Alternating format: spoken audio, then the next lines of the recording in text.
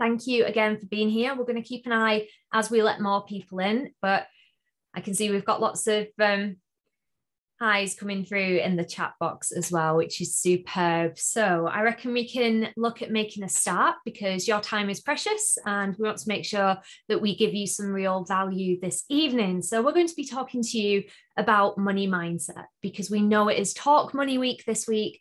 And this is something that we all truly believe at VetU is at the foundation and at the heart of us taking control of our finances and embracing an independent you or an independent us moving forward. So a brief bit about us. I know quite a few of you, we can see quite a few familiar names and faces on this call. So it's lovely to see you and fantastic to have you back. We briefly wanted to tell you a little bit about us and what we do for anybody that's not come across us previously. We are a group of 4 vets. We've all come from different practice backgrounds. We've been employed, self-employed, business owners, locums, employers, employees, and we really do have a set of 4 very different stories, which we're looking forward to giving you a little bit of an insight into this evening as well. Now, we've said more recently, we are the home of an independent you, which is you looking at embracing your financial independence because we know that's where our happiness lies. When we know that everything is in place so that if anything happens unexpected, then we know that we've got those things there, the support systems, meaning that if we do fall, the cushions are all around us, essentially. So we are made up of myself, Katie Ford, we've got Ebony Escalona, who's on the call right now, Paul Horwood, who's also here, and Matt Dobbs, who's going to be joining us very shortly. And we really like to focus on 3 separate areas because they all make up this triad of support that we like to try and connect you with experts and educate you as members of the vet profession.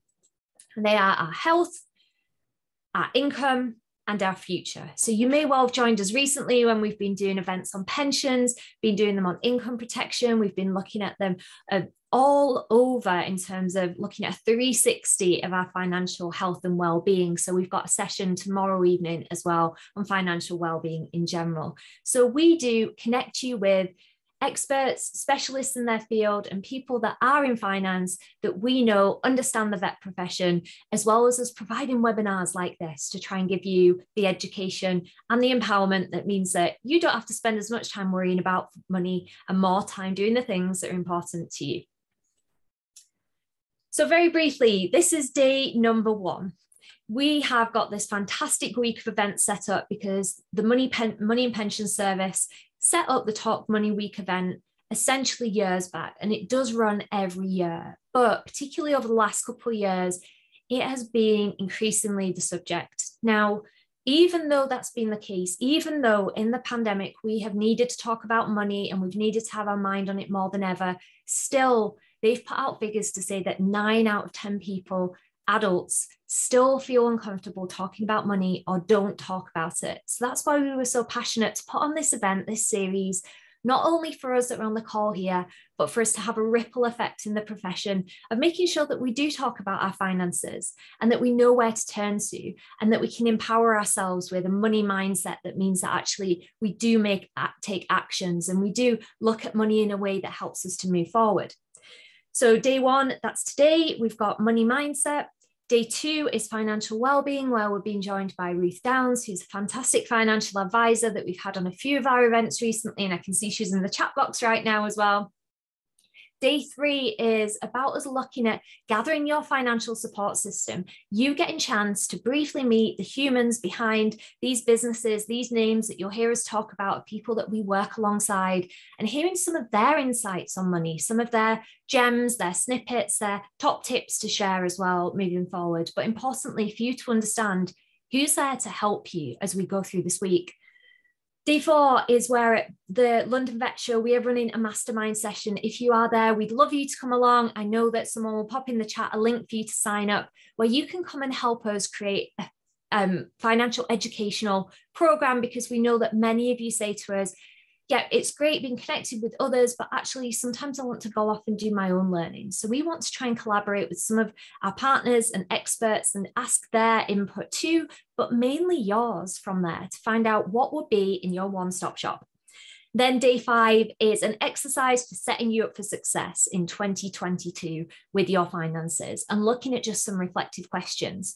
So you do get this fantastic workbook that was all available to download in your Zoom registration link. Please do check it out because it is going to be a super helpful document, and we're going to keep referencing back to it because it's one thing as sitting and as learning and as listening and as realizing about money mindset.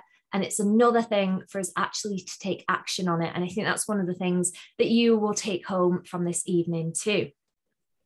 So we wanted to start off with a little bit of interaction because yes, it's one good thing to listen, but like we say, actually taking some action on that and getting our cogs turning and thinking for us as well is so valuable. So we wanted to ask you, what are the first 3 words that come to mind when you think about money? And we'd like you to either pop it in the chat or Ebony will pull a poll up for us so you can select the top 3 because we'd be really interested just to see what the lie of the land is in regard to our feelings around money, because we know that it's maybe not something that we talk about so much. This is a safe space, this is judgment free. Well done for being here. And this isn't just about us having a money mindset that maybe is a poor money mindset. It might be about us up leveling to a next stage of money mindset. So please share with us. Please let us know. I'll get the poll up there. So we've just popped a few common words that are used. We've got things like stress, necessary, worry, excitement, confusion, opportunity, frustration, comfort, scarcity, abundance, and you may have some other words. And like Katie says, do feel free to share in the chat. But also, if you want to share things anonymously, then you can also direct message Paul, myself, Ebony, or Katie, or Ruth, or Matt when he jumps on as well. Feel free to direct message any of us, and we can share your reflections without sharing your name. Super. What have we got coming through on there so far, Ebony? I can't see the poll from this end. Just nearly 70% saying necessary. Yep. 50% saying confusion, but 50% also saying opportunity. Super. 50% saying stress.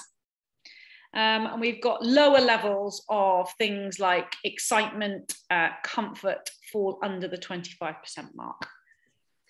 Super. So thank you all so much for sharing those. I think hopefully you can take some comfort in the fact that whichever answer you've put there, it doesn't sound like you were alone in that. It sounds like we've had quite a spread, and certainly a lot of things like stress, maybe some worry, and opportunity. Absolutely. I love that so many people have said opportunity there, because that is a way that might actually empower us moving forward for us looking at money. So thank you so much.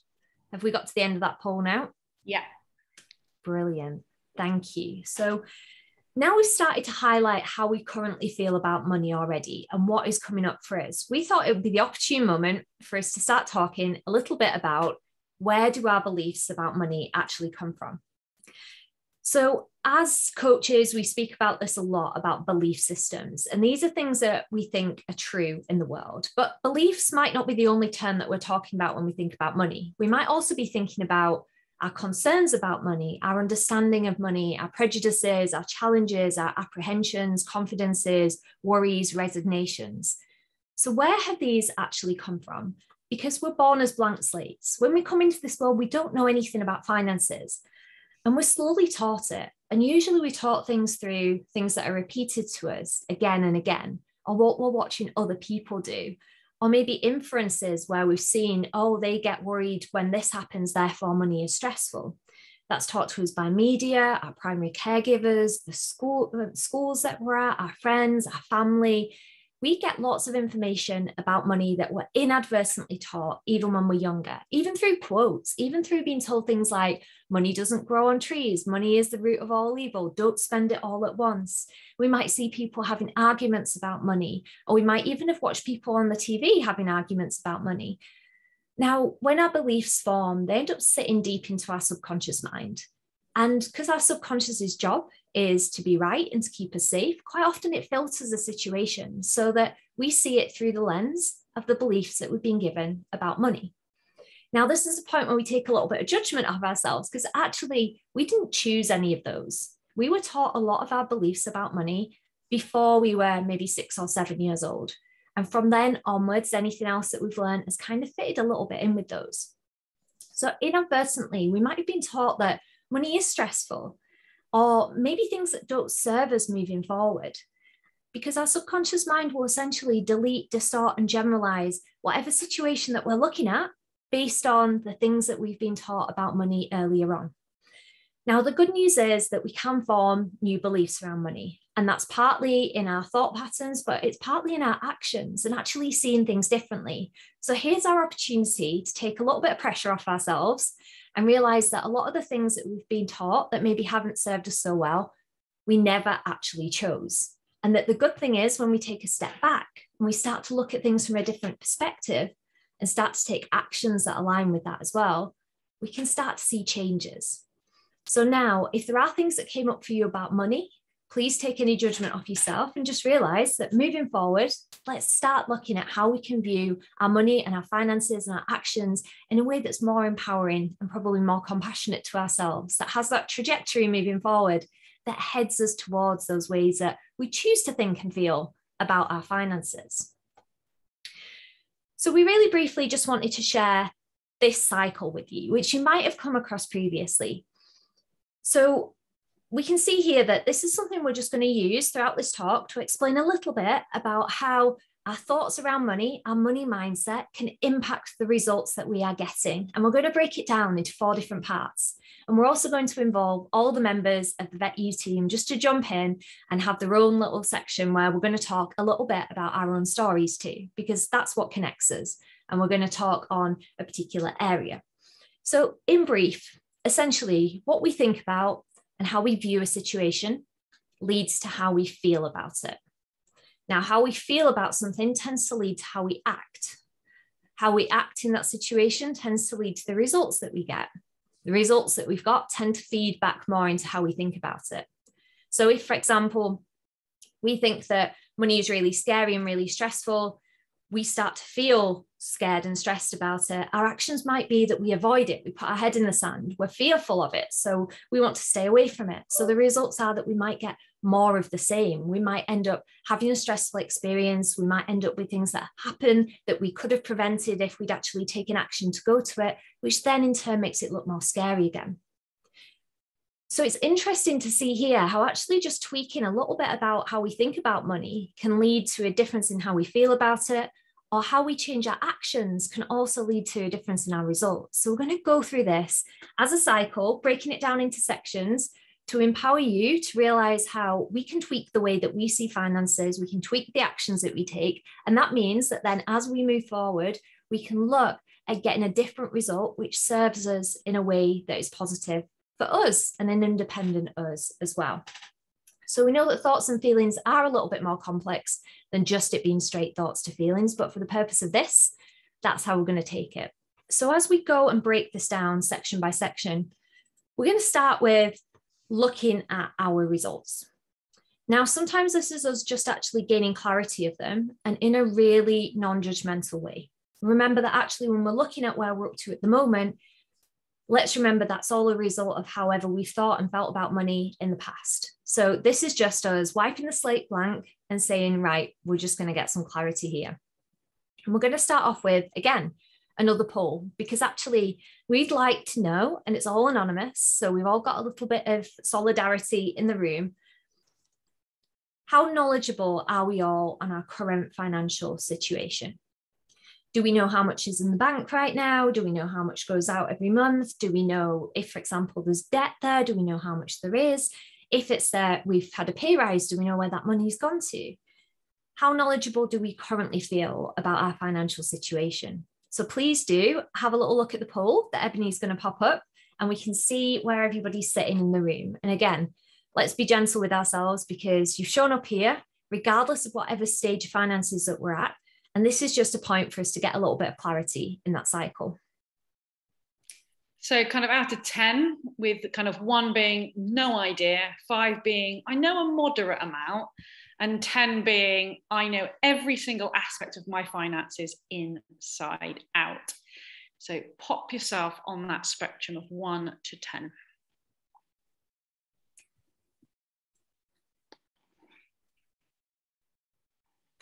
Brilliant. And I think certainly, to be completely honest, I think even within the past couple of years, I was still have been like very low on that scale for a long time. It was still a lot easier for me, I know, just to end up saying, you know what, ignorance is almost bliss for me. If as long as I'm not getting that text message to say that I'm at the end of my overdraft, then I'm just going to deal with it and carry on. And that actually had a lot of like uncomfortable repercussions.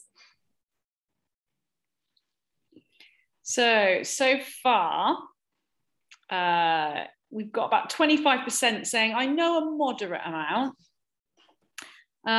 We've got a couple of, a few 2s, a few 3s, a few 4s. We've also got some 7s, some 8s, and some 9s, but no one is at 10. So there's a real spread here in the room.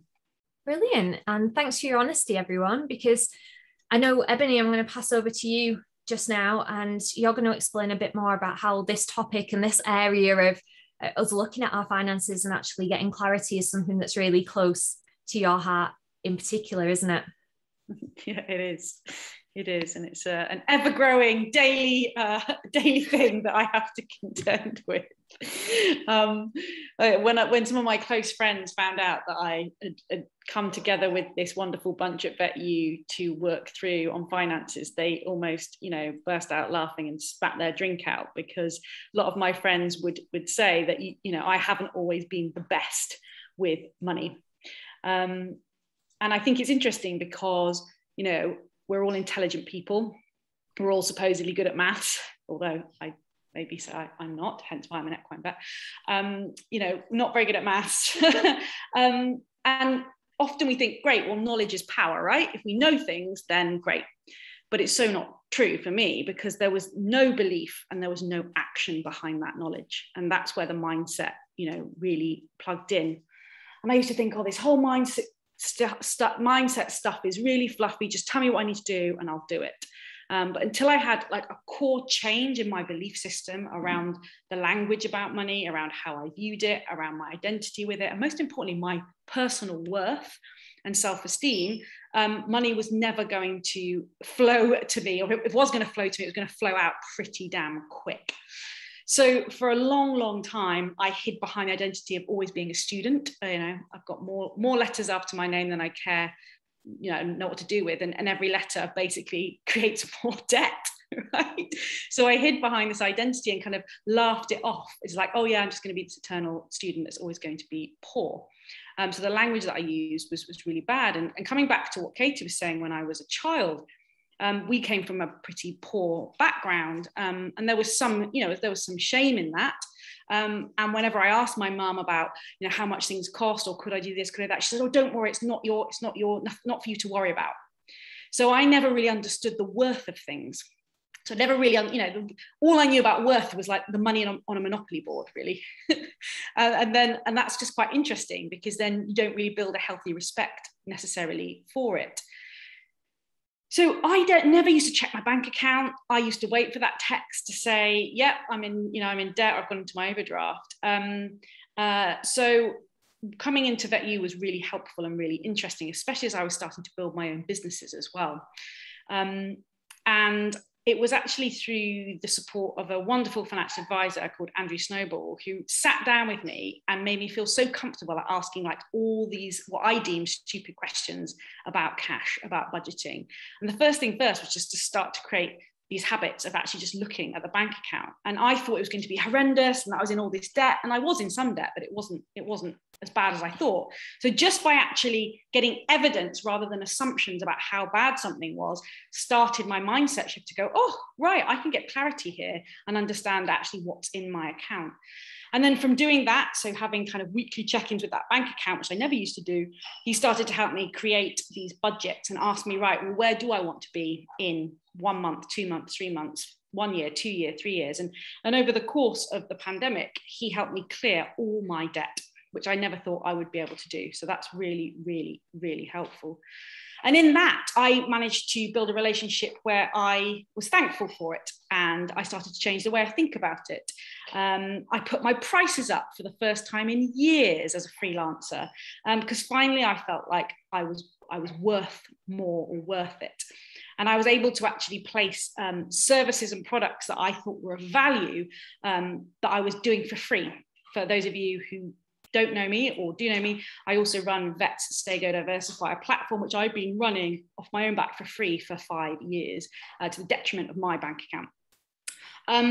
So the language I used was changing. It was no longer saying things cost. It was like, well, is it an investment? Am I going to be supporting myself and others in this investment? So the language changed. And I started to do little things as well, like only popping things online. If I was buying something, popping them in my basket and leaving them for 24 hours. And I still do that. I leave everything in the basket for 24 hours. And if I still need it or still want it the next day, then I can buy it. But it takes away that reactive purchasing. So again, hopefully that little bit of a story just shows that actually beliefs and actions help to change the mindset. It doesn't really matter how intelligent you are or what you think you are. It's with those beliefs and actions that help change the way you think about money. And I've still got a lot further to go, as the rest of the VetU team know. But it's good and it's positive. And I actually think that the noblest of dreams require wealth. And as a vet, when I was in the clinical frontline, I found it hard to charge because I didn't think that I was worthy of that. But that's bad for me, that's bad for my practice, that's bad for the client and bad for the patient. So I think, I think language for me is probably the biggest take home when we talk about mindset and money. It's the language that we use to ourselves and to others as well. Thank you so much, Ebony. It's so powerful when you share that, and thank you for being so vulnerable with that. And I think, as you quite rightly said, we're all always upskilling and learning more about our money mindset. It's not a point of you get there and it's like, right, I've got this fantastic money mindset now. It's always an evolving process because there's always going to be more challenges and things that come up. And you can see just on the left-hand side here that we've got a worksheet that's part of the bigger worksheet, which I could see some lovely comments in the chat coming in about the workbook that we've given you, which actually gives you a chance to do exactly what Ebony started out with doing and getting some clarity on paper of where am I up to, what's coming in, what's going out. So we challenge you as part of this to go and fill that out. I know it might feel uncomfortable, but actually you'll get that clarity just like Ebony did at the beginning of her story there as well. So make sure you go and check that out, the financial health check support sheet, and fill that out as you go as well. So thank you so much, Ebony. And we wanted to add in there as well that a journey of 1,000 miles begins with a single step. And we realize that might sound a bit cheesy, a bit fluffy, but quite often when we're thinking about our finances, it looks like it's going to be a big, massive thing. And it's easier just to avoid. But like Ebony has so rightly said there, it was just little steps at a time. And sometimes just getting that clarity is the first step. Do it while you're young, not when you're 38. 38 still young, but do it sooner rather than later.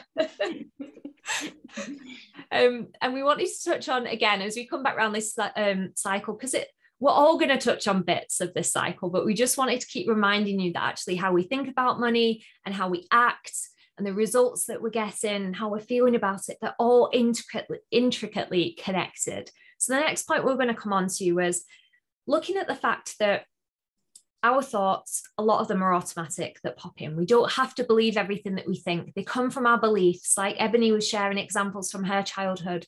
They're just deep-seated from there. So actually, when our thoughts pop up around money, this is your alert to say, look, we don't have to believe everything that comes up. But what are we going to start looking at and choosing to empower us moving forward? Remembering that we didn't choose them, let's start to question them when they do come up and think about what are we talking about money like? How are we approaching it? What language are we using? How are we going to think about that moving forward?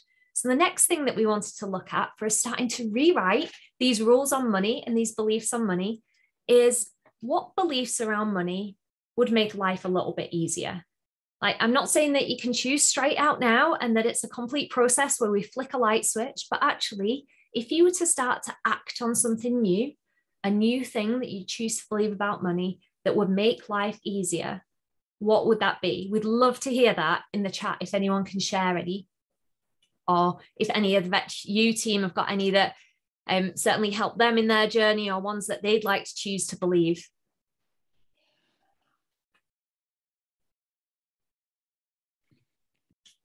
Let's see if we've got anything that's come in. I think a big one for me always that I always felt that money was a very scarce resource, and I felt like there was never quite enough of it. And rather than thinking about money being scarcity, I always used to try and switch that to abundance. You know, there's lots of money out there, and it's just knowing where to find it and where to go and get it. I don't know if you've got any, Ebony, that come up for you that would be beliefs that you started to choose that made money feel easier. Well, I shared one slightly earlier, but yeah, that kind of the noble list of dreams, or, you know, the legacies and the impact and the purpose that we want to leave. And all of us have the privilege of a veterinary passport, which gives us huge privilege to provide massive purpose to ourselves, but to the world around us. And those dreams, those desires, they require wealth, and that's a good thing, and that's okay. Definitely. And I think that's such a more empowering thing than what we're often taught, like money is the root of all evil, for example, where if we've got that deep in our subconscious, because we've had things like that repeated to us, it makes us almost feel like having more money is greed and maybe is a bad thing. But I can see that we've got one in the chat that's like that a woman can earn money coming from a family where it was a father that was always bringing money into the house. And that's a really good insight and a good point, because often, that can be one of the beliefs that had held us back, thinking that one gender over the other was the money earner, because that's what we always watched and what we always saw, but actually realizing that all of us are just as capable. And yet having enough money not to worry about it every day as well, that would make life a lot easier. I agree. So for the next section, we're going to move on to our next fantastic VetU team member, who's going to share a little bit about how actually our thoughts can impact how we're feeling about money, but equally how we'd like you as a team at VetU to start feeling about finances, and how we can approach money with a mindset that helps us get results that we choose. So I'm going to hand over to Matt, who's going to talk a little bit more around that.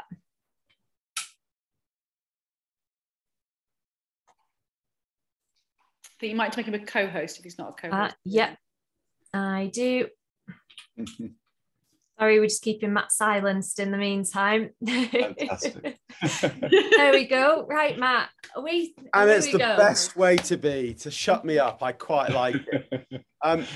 Welcome, everybody. Lovely for you to be joining us this evening. So my experience is I am the biggest fraud in veterinary medicine. I'm going to let you into a little secret. I'm glad that there is only 24 of us here this evening. First of all, I didn't get the A-levels to get into vet school first up, but bizarrely, I managed to blag my way in.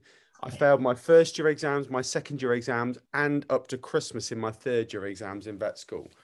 So really, I'm sort of the opposite of Ebony. Ebony's the bright one. I'm the one that just sort of scraped my way through.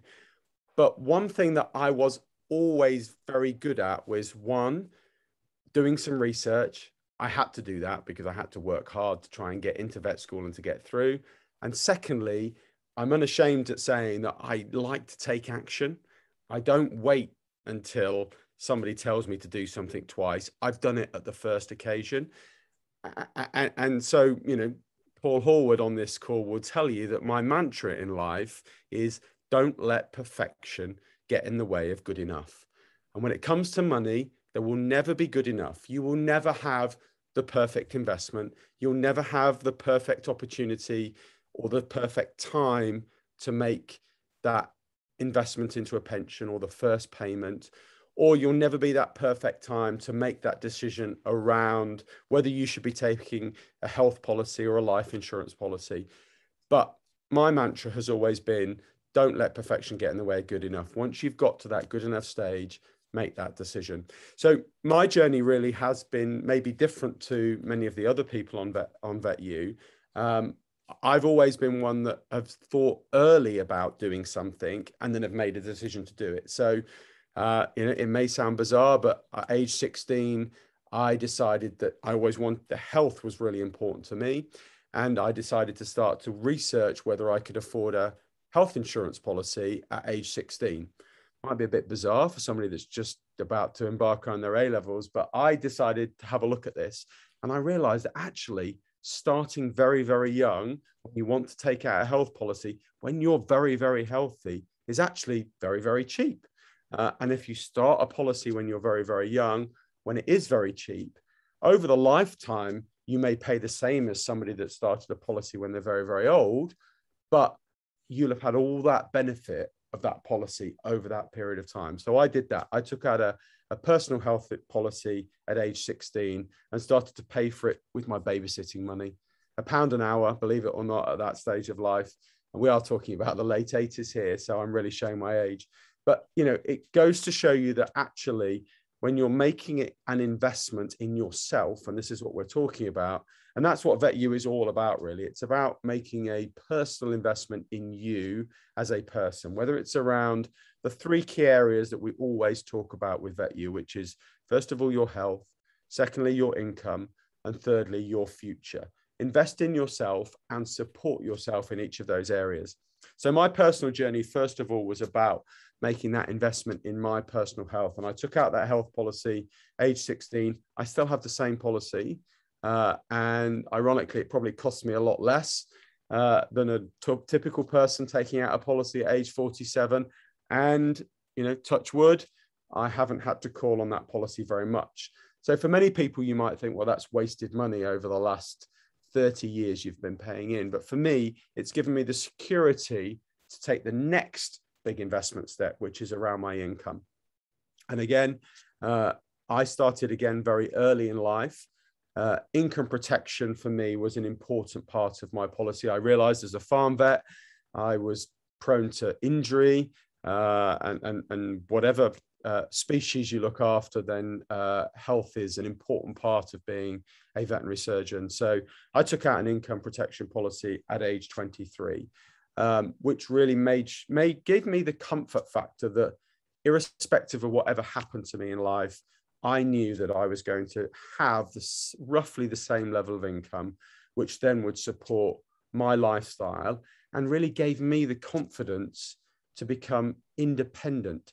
Because I'd become now independent financially, I could become independent as a veterinary surgeon and independent as a person. So I could then start to make life decisions that really supported what I wanted to get out of life, what was important to me, and ultimately to my partner, and finally to my family. And I could make those decisions early, because that's really what makes the difference. And when I talk about independence, I don't mean about working for an independent veterinary practice. You can be independent and still work for the largest corporate veterinary group or the largest corporate organization. But what it really means is, do you feel confident about your day-to-day ability to look after your health and around your income? And finally, I guess the third area of VetU, and the third area that I've held dear, is about making sure that my future is also secure. And again, at age 23, I started to invest in a pension. It's never too early to invest in a pension. And actually, if you make an investment early, you also never miss that money. And I made that decision early on in life. So if you take nothing away from the last 4 or 5 minutes I've been speaking, is don't let perfection get in the way of good enough. There will never be the absolute perfect time for you to make that decision about whether you can afford £20 to put into a pension or £30 to put into a monthly income protection policy.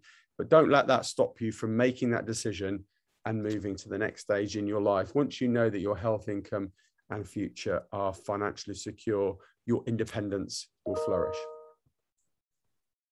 Thank you so much, Matt. That was so insightful. And I think that's a fantastic take-home message for anyone, is don't let perfection get in the way of good enough, because I imagine there's a lot of things that a lot of us can think of that we put off and avoided because we couldn't do it perfectly. And I know certainly that's such a powerful story, understanding all the things you've done in this vet space as well, Matt. So you definitely deserve to be here. If you want to talk about imposter syndrome, you're speaking to the right person. Oh, so thank you so much, Matt. And I hope you're really finding these individual stories helpful, because we know that's what connects us. At the end of the day, we can sit here and go, this is what you should be doing and this is what you should be doing. But actually, sometimes it just starts with the thought of a possibility of, you know what, I could see this differently. And that's just going to have a little impact on our actions. And that's then going to have this trajectory of an effect. So the next part of that cycle, again, is our feelings, and remembering that actually a lot of those come up from our belief systems and the things that we've been taught about money. So taking that judgment off ourselves and realizing that actually yes, it feels uncomfortable. This isn't a point to beat myself up. This is actually a point just to understand that it's understandable to feel uncomfortable around money when that is what we've been taught. So I just wanted to touch on a little bit of my story really here now, and the importance of us practicing some self-compassion and some self-awareness around our finances as well. Because where I was taught about money, I saw my parents arguing a lot about money. I saw family members that were constantly talking about how much money that they were earning, but not in a way that was positive or empowering, in a way that was quite angry. And eventually it was a way that a lot of us just wanted to put our head in the sand and not talk about it. And Ebony talked a lot in her story about actually having a lot of self-value attached to finances and to outcomes. And I definitely used to try and find a lot of self-value in spending money. And I didn't quite understand that quite often me spending money was me deciding that I wanted to go and buy all these nice things that I didn't actually have the money for. I was buying very impulsively back then. Now, as I started to learn a lot more about belief systems and the fact that actually a lot of what I was taught about money, I never actually chose. And when all those thoughts and feelings pop in, that I didn't have a lot to do with what they came up with, but I could choose what I was going to do with them moving forward. And I could be a little kinder to myself and just say, okay, invest in this amount of money into something, whether that was into something for myself, like a course or a qualification, or whether that was into purchasing a new car or a house or something like that. A lot of the time, my feelings and emotions got very much in the way. I was swept away with whatever I was feeling at that point. And instead, stepping back and watching and being a little bit more curious rather than critical and saying, okay, this is making me feel quite uncomfortable. Let me sit back. Let me be a little bit kinder to myself. Let me actually explore this in a different way, and then look at what actions am I going to take, and what vote is that for which identity moving forward as well. So the main thing that I wanted to share with you in this section is just to say that actually, if we do feel uncomfortable and we do come up against a block when we're moving forward, or something that says, oh no, you can't possibly get a pension yet, this is really scary, just don't bother with it, or this seems really overwhelming, is actually a point to be a bit kinder to ourselves rather than saying, oh, you're just really rubbish with money. This is a point to step back and say, okay, that's interesting. This is making me feel quite uncomfortable. And this is probably based on whatever I've been taught before that I never chose. Then taking the action based on what we choose rather than what's actually coming up and what feelings and what emotions there right now, because there's a huge amount of evidence out there, scientific evidence for self-compassion. I mean, certainly people have heard me talk about this before. If you want to go and look at the papers on it, there's over 3,000 papers have been written on self-compassion in the last 20 years on selfcompassion.org, many of which involving Dr. Kristen Neff that started that website. And interestingly, she talks about two types of self-compassion, and I think these do lend themselves really well to finance too. And those two types are, firstly, tender self-compassion, which is actually where we're very kind and we're very gentle to ourselves when we're experiencing an uncomfortable feeling around finances. But the second type that maybe we don't think about so much is what we call fierce self-compassion, which is actually where we say, hey, you know what, this is really important to you. We should act on this, setting boundaries. And one of the ways that was actually quite nice to explain both of those was almost parenting for anyone that does have kids, or obviously we've all been kids ourselves, so we'll know these two differences. And that's explained as tender self-compassion is almost a kid's really upset and they're crying. Sometimes we're going to give them a hug. We're going to tell them, you know what, it's okay, this is going to get better. And that's sometimes what we need to do to ourselves. Finances are uncomfortable. Sometimes we do just need to be kinder to ourselves.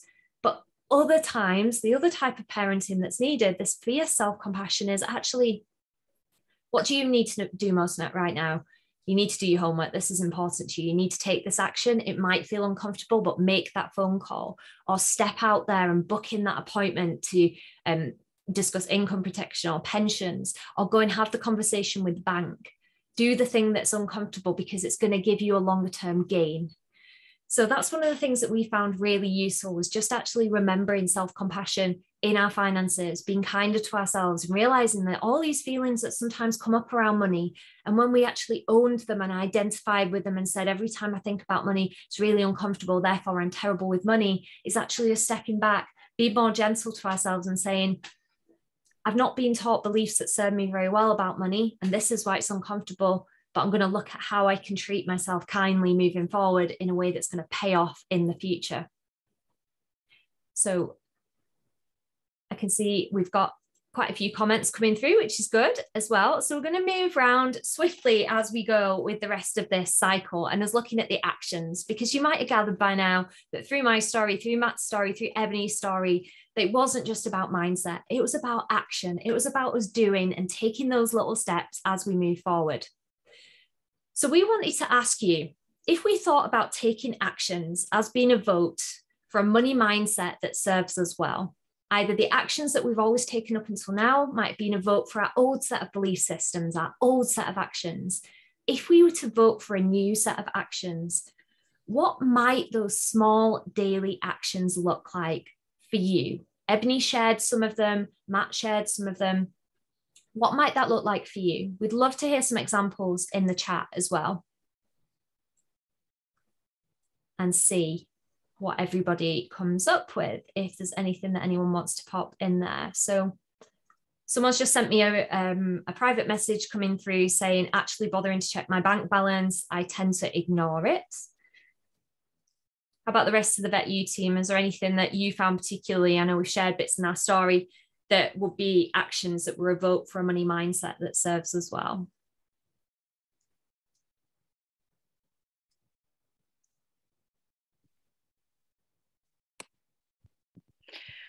One thing that seems counterintuitive that I do is that when I have achieved a goal, no matter how small or big, when it comes to finances, I actually gift myself something. So it gets me into that abundant state, you know, so I can gift myself something. It doesn't have to be big, but it allows me not to feel guilty about that spend. And it allows me, again, to come back to that thought process of abundance and investment rather than cost. I love that, Ebony. That's so powerful. And we've had a couple more come through in the chat as well. So I set a weekly budget and get it out in cash. Physical money is hard to spend. Brilliant. Creating an Excel worksheet to get a good overview of spending. I wish I actually did this. You know, I think sometimes even just highlighting that, as you have done in the chat, is the first action step to say, you know what, like Matt said, maybe is perfection getting in the way of good enough. And sometimes it's just a start in these things. Like we said, a journey of 1,000 miles starts with one step. So as we move forward, we came through with a few more examples of these small actions that you can take and actually consciously put your attention to when our old set of beliefs are making us think that either we're not good with money or we're not action takers, or maybe are holding us back in a particular area. Let's consciously look at what we are doing. So that might be, just like you said, creating a monthly or a weekly budget. It might be actually daring to check your bank balance regularly, like Ebony said, where she jumped in and said, look, I am actually going to look at it every week, and it might be a bit less scary than I thought it was. Doing a save the change on your bank account, that looks at us maybe adding a feature on some of the online banking. We'll let it round up by a few pence to go into saving. And when you see that, you say, oh, I didn't even realize I was doing it, but I'm saving, or I'm prioritizing looking after a small portion of my funds every month. Contacting people for help or to advise. When you look in the chat box now, you can see we've got Ruth, who's one of the fantastic financial advisors that we work with, who's there ready to speak to anybody that does want to take a vote for money mindset that serves them well, and jump on a call with her. She does a free exploratory call. Starting conversations around finances. Paul's going to jump a little bit more briefly into negotiation, for example. Mindful spending, just like Ebony said. Is it that actually we ask ourselves a few questions, not from scarcity, but from caring about ourselves moving forward? Do I actually want or need this? Or is this something that I'm buying in the moment based on a feeling? Can I leave it in my basket for 24 hours? Is it that actually moving forward, I'm going to say, do I need this? Is it that there's a different version that I can buy? Am I going to wait a few days and check back in on this? Financial MOTs or spending audits you'll find on the VetU website. We've done a 10-step financial MOT where you can look through and follow that. And you might decide that you're going to do one of those actions every day. Might just be right, I'm going to look at my subscriptions, and then I'm going to start looking at maybe my direct debits and just check through those. One thing, just little steps at a time. And being aware of the language that we use around money. Ebony's already said this one, but just thinking about, what am I saying out loud? Am I saying I can't afford this? Or am I saying I can't afford this yet? Or I'm not choosing to spend my money on this right now? Sometimes even when we say I can't afford that. That can leave us to a feeling of feeling like that's a fault or shame for ourselves. So just checking in and saying, you know what, I'm actually just not investing my money in that right now, maybe another time. Investing into your financial education regularly. Please, we'd love you, if you're at London Metro, to come to our mastermind and help us create some financial education pieces, so you can all do that. And getting comfortable around money, talking about it, actually realizing those points where we do pop our head in the sand and say, oh no, I'm not going to say it. And this is something that I know Paul's going to come on to, but we do in practice all the time anyway. So let's own that. And as we move forward, we're looking at those tiny, small actions that we're taking. And we love this quote from James Clear, who wrote Atomic Habits, where he says, you do not rise to the level of your goals, you fall to the level of your systems. So what little financial systems can we take action on and realize that that is coming from a point of us having a money mindset that serves us well and forming those new beliefs that will become like a muscle. The more that we flex them, the stronger they're going to become, and actually take those votes and realize that us having those little budgets, whether they're just done, they're not perfect, but they're done, is going to have a far better trajectory than us ending up just saying, you know, I'm going to set this massive goal of having a big intricate budget and actually never taking any action on it. So it's those tiny little habits that we do every day that stack up our results more so than as just waiting and waiting and waiting and avoiding something because we've made it seem too big. And you can see that with the 1% rule. When we look at the fact that so often as achievers and as people that have smashed a lot of goals in our lives, we quite often want a massive result really quickly.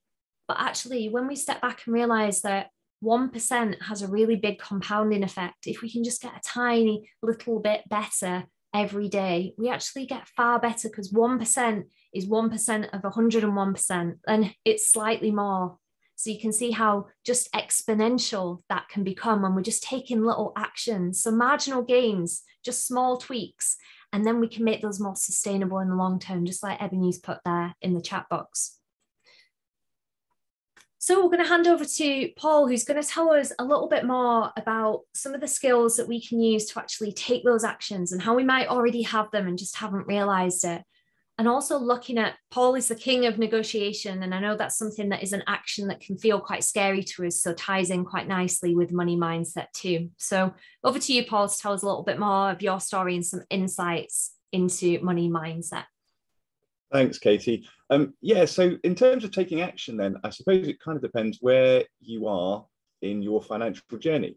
You know, you may well be quite experienced and have been doing it for some time and feel quite happy and confident with it, or probably like a lot of us, you're still finding your feet and perhaps a little bit worried about asking silly questions, what even is an IFA, etc., etc. And as Matt spoke about half an hour ago, 20 minutes ago, about perfection getting in the way of good enough, the big problem that we have perhaps in our veterinary industry is that quite a lot of us are perfectionists. That's our mindset, that's our way of going about it. And the risk is that when we're that perfectionist, if we are perhaps a little bit worried about something, or we don't know everything about it, we really don't understand it perfectly, like finance, the risk is that we might be going to bury our head in the sand, put it off. I don't know everything about it, so I'm a bit worried about it. I'm not going to get involved. I'll do it tomorrow. And that then just gets put off and put off and put off.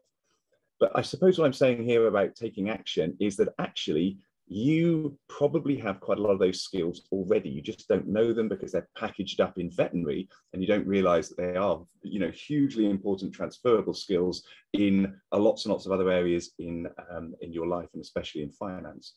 One example that, as Katie said, I'm just going to talk about is negotiation. You know, you might think that negotiation is big and scary and a formal thing that you have to do. Unfortunately, someone said once that you don't get what you deserve, you get what you negotiate. And so unfortunately, sometimes if you want to take action, if you want to increase your salary, change your work hours, do something about it, you're going to have to go and have a chat with your employer, with your boss, and you're going to have to negotiate. It's important to do it. Katie showed that slide earlier, just one or two slides ago, from James talking about that 1% a day increase. If you go in at the start of your career and negotiate a £2,000 pay rise, because every other pay rise that you're going to get, or when you move jobs, is going to be based on your current salary. And every time you move jobs and renegotiate, it's going to be based on what you currently are. That compounding over the course of your lifetime could be a couple of £100,000, 250,000 pounds, just for fighting for that extra 2% at the start of your career.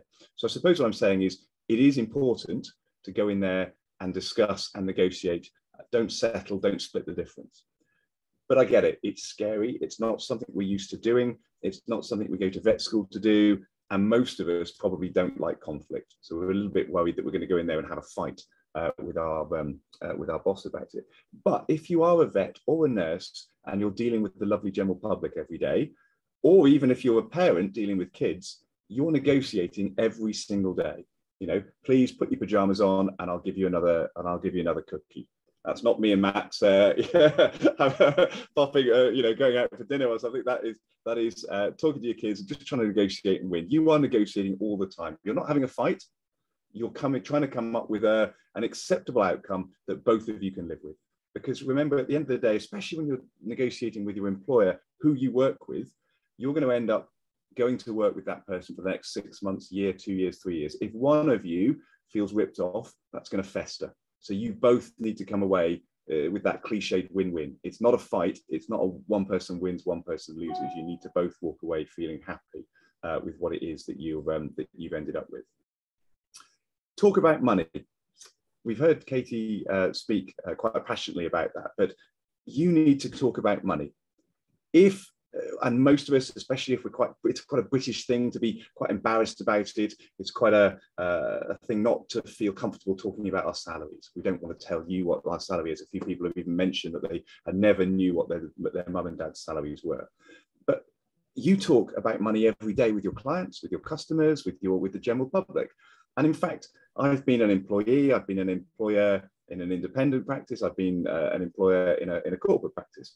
And if an employee comes into me and negotiates well, doesn't just demand money, but explains their worth, understands their worth, explains why they feel they should have a salary increase, and they're comfortable to talk to me about money without getting embarrassed or getting emotional or trying to dodge the facts, then that's a massive tick in the box. That is a really important skill. If you can talk to me about money comfortably, then you definitely are going to be comfortable talking to clients. That's an important skill that I want in my employees. So I suppose what I'm saying is, don't undervalue yourself. Don't feel that finance is completely different to veterinary and all the other skills that you've got. You've probably got quite a lot of those skills already in your box, especially if you've been dealing with the general public for any amount of time, around conflict management and negotiation and communication and emotional intelligence and all these sorts of things. So I know quite a lot of us have that perfectionist mindset, but don't worry, don't bury your head in the sand. You've probably got a lot of those skills already.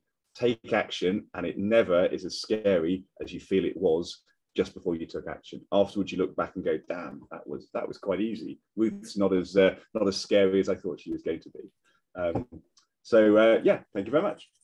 Super, thank you so much, Paul. And Ebony's just dropped it in the chat as well, the fantastic video that you did with Alex on negotiation for the Global Vet Careers Summit in 2020, which has had some fantastic feedback. And I think as a team that you keep getting a lot of emails popping through saying, I watched this video and then I managed to negotiate this much extra on a salary, because like you say very powerfully in there as well, it's not a you win, they lose. It's trying to create a win-win between the two of you as well. So if you've not seen that in the chat box already, go and see Paul's resources that we've got on negotiation too, because that's all part of us taking action. That's one of the things that we hear people say when they talk about money. Well, actually, I just earn as much as I do and that's it. And so it's very frustrating. This is just the level that I've reached and I can't move further than that. And actually, sometimes it's realizing that if we step back and we look at it differently, we look at negotiation, we look at those small actions that we can take, we look at rearranging where we are spending and thinking about money differently, we can start to make those little changes. So as we're wrapping up, we've gone around the cycle and we realize that our thoughts lead to our feelings, which lead to our actions, which lead to our results. And we've come back round to the results again. And we just wanted to re-highlight this piece on noticing and recognizing and celebrating those financial wins. And like Ebony shared, she celebrates and gifts herself something to try and reassure that abundance. But it might actually be that you just consciously put your attention to it, because like we said already, that is a vote for you being someone that is an action taker, someone that, like Matt said, actually doesn't let perfection get in the way of good enough, and takes power from that 1% marginal gains and says, you know what, actually, I'm going to jump on this 1% train and see that improvement every day by celebrating and realizing that I'm doing that, because that gives us those little dopamine hits, which makes us actually work to look and do more of those little actions as well. So as we are moving forward and we're thinking about celebrating financial wins, how can you celebrate and give yourself credit? How can you credit yourself for taking action from that identity of someone that is already good with money, someone that has a money mindset that pays off? Looking at whatever level that we're already on, whatever money mindset that we have already, can we reflect back and see how we've seen money? Is any of that in your way? What blocks are in the way for you? When you think about improving your relationship with finances, what comes up for you? Is it that you just don't know enough about, say, products and so on? Is it that the actions that you're going to commit to after this call is to book in a call with someone like Ruth, for example, and to find out a little bit more about those, to look back on some of the Vet You events that we've done already, to go out and research, like Matt said, and actually take the action? So we'd love to know right now what you'd like to celebrate in terms of money for yourselves, or what action would you like to commit to take as a result of jumping on here, knowing that action brings results, which adds back to more thoughts, which keeps that cycle going. So where are we going to make a change in that cycle, either in different actions, in seeing money differently, in being a bit kinder to ourselves and our feelings, and maybe not acting as impulsively and saying, you know what, I see this is uncomfortable, but actually this is the action that I'm going to take. What results are we going to celebrate? So we'd love to know what action you're going to take and what you're going to celebrate in the chat box as well. Ebony, what are you celebrating finance-wise? I actually worked out, Katie, how much we had made supporting different events last year. And I thought, considering it was just going to be a little bit to help out friends, we made something incredibly viable and profitable and value-driven. So I think you and I at Vet Show need to celebrate that, because we weren't planning on creating an events company. We happened to create an events company. We did. I'm not quite sure how that happened, but you know what? That would be my win too, Ebony, because today I went through and actually did my monthly audit of where all finances has come from. And actually somehow events has grown into this massive income stream compared to everything else that I did. Yep. So I can see we've got some bits in the chat as well coming through. I'm going to research short-term savings accounts and celebrate by setting one up. Understand financial planning better and follow up on my plans. Spend less on crap and more on actual planned stuff. Brilliant. These are great action points. And thank you so much for sharing those as well, because you know what, when we commit to them, when we write them down, we know that things we write down, goals, are 42% more likely to happen if we've written them down. So commit to it, pop it in the chat for us as we start to wrap up here. So moving forward, we'd like to conclude, be aware of your current financial beliefs and how they actually serve you. Identify and take action towards the beliefs that you would choose around money, and realize that a belief is only a belief because it's been repeated so many times. Like, we only believe our name is our name because we've been told it so many times. So actually, anything that we truly want to believe about money can become true if we just take the action and we keep acting on that, and we focus on that as a belief and unclutch and let go of the ones that we wouldn't choose. And we take those thoughts to court, realize that actually not everything we think is true. Think of one small regular action that you'd like to commit to. Gain some clarity on your current situation. You might think you already know. Like I said, today I sat down, I do it every couple of months. I look at, okay, what's been my average spending for my personal account? Where's the business money been coming from? Where's it going to? What are some goals that I want to set for this quarter? And actually that felt really weird for a long time. And now it's just normal and it pays off. Identify your current financial blocks. Who can help you? And what is the first small step you can make towards making that change? So for example, is it that actually you know you should have all these things that you've heard some of us talk about this evening, but you don't know where to start? That's a block. Where is it that you get to that feels like the struggle or the worry? Let's break it down. We always say there's a proverb that says, how do you eat an elephant? One bite at a time. And we're not talking about eating elephants here. We're talking about big things actually need small actions to break them down. So what's going to be your small action? Be self-compassionate in your finances. Like I said, actually be kind to yourself and understanding when they do feel uncomfortable, but don't let that stop you taking the action. Actually have that fierce self-compassion like we talked about. We hope to see you tomorrow on Ruth's financial wellbeing session, which Ruth, who's been in the chat, is going to be covering lots of different aspects of our finances and our wellbeing associated with them. So when you've got loads of questions in the chat about various things, I have no doubt she's going to cover them tomorrow for you anyway. So we've focused on action all evening. So we're going to have a little look at our next steps. The first one we've got is let us know what we can help you with and who we can connect you with. What is it that is blocking you? What is your worry with finances? When we step back and viewed those worries non-judgmentally and said, oh, that's really interesting. Let's be curious of ourselves, not critical. That's interesting, that's come up. What are we going to do with this next? Let's look at our problems and concerns and things as something external that we are powerful enough to do something about. So email us, let us know at VetU. We're here to help you. This is why we set VetU up in the first place, or Paul and Matt and Ebony did, and I jumped in because I'm so passionate about this as well. We're here to help you with this. Register at our website so we keep you up to date with everything. Booking a call with Ruth, who's a fantastic financial advisor that's going to be speaking tomorrow. She can help you. She's fantastic. We'll have that link in the chat box as well for you if you'd like to book in and speak to Ruth, and she can help you move forward with your finances. Follow us on social media. You'll find us as VetU Community. Please do share it with any of your friends. Thank you so much to those of you on the call that I know have been sharing it already. We are so grateful. We'd love for you to come and join us at the VetU Community Mastermind. We'll have some VetU goodies there as well. Ruth is going to be in there in person. We'll also have Reese Thomas, who did the IR35 session, is going to come along and join us as well if you've got your IR35 questions. And we're just going to all put our heads together and come up with what will be in the one-stop financial shop. And finally, we do know that money can be stressful. And we realize that actually, even though we've given you a lot of information tonight, for some people that is going to feel really stressful and overwhelming.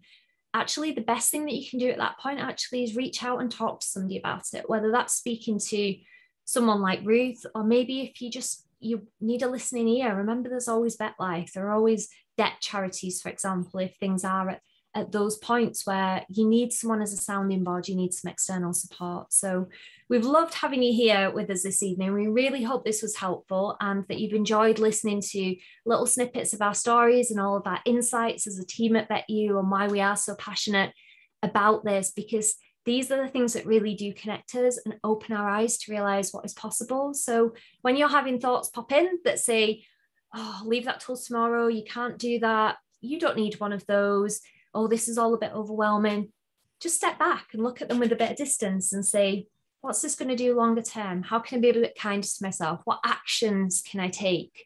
And how can I make sure that I'm looking after my health, my income, and my future? So thank you all so much. I can see we've got quite a few comments in the chat, so we'd love to know who's coming to London Vet Show and if anyone's got any money mindset questions, but we're very aware of time because this is your time, which is the most precious thing that you've got. We hope to see some of you tomorrow evening, which is on the same link as this one. You will have another email that's already come through registering you for it, but we'd love to see you come along to Ruth's financial wellbeing session, which is tomorrow evening at 8 p.m. and all recorded if you don't happen to be able to catch it or you get a late one at work. Super. Thank you all so much.